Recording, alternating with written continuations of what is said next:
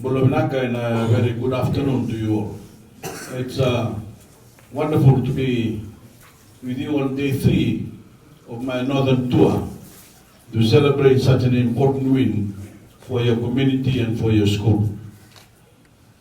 Ladies and gentlemen and students, access to electric power is a service that most take for granted in our cities and towns, where a great many people have lived their entire lives with ease and comfort of electricity.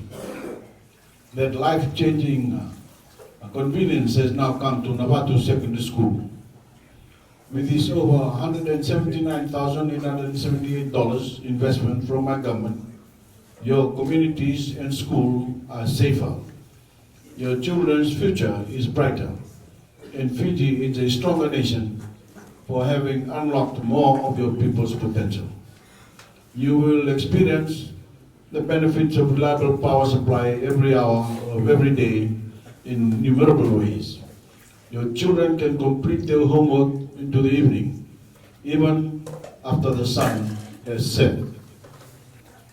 You can reliably heat water to clean it to drink, or simply take a warm bath. If you have a local business, you can continue to operate into the evenings. Your homes and schools can be lit at night, granting you greater peace of mind.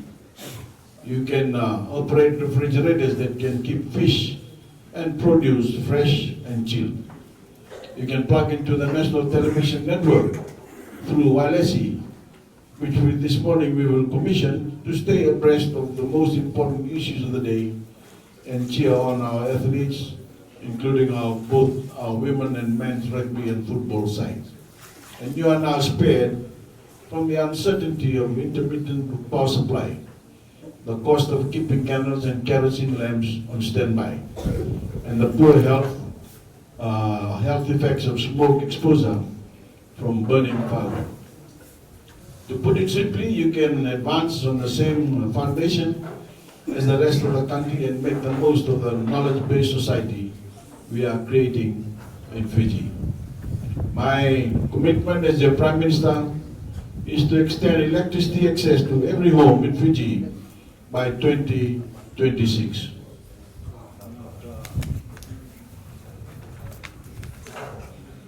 Increasingly, that means going to great lengths to reach the most rural and maritime communities. In some cases, it makes sense to extend our national grid, as we've done here. In others, we're deploying more sensible solutions, like solar power. Whatever measure is needed, we will supply, because there is no distance we will not go to serve the needs of the people, and there's no Fijian we are willing to leave behind.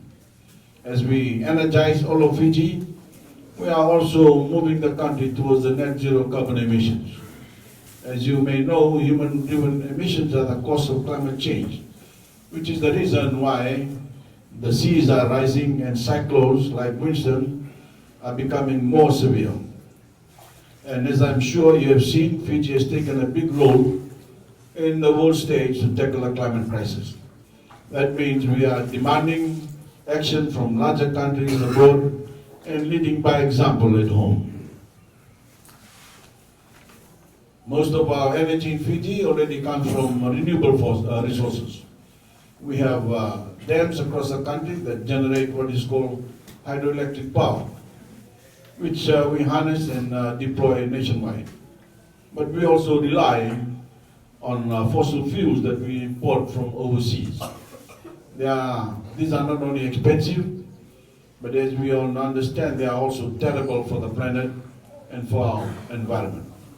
So over the next few decades, we plan to move towards other forms of renewable energy. Solar and winds are 2 examples. With the right policies and sufficient investments and political will, this will create cheaper, more stable, and cleaner energy, a future that is very much worth fighting for. I hope you make the most of this investment in your security, health and productivity, and thank you for your warm welcome to the North. Navatu.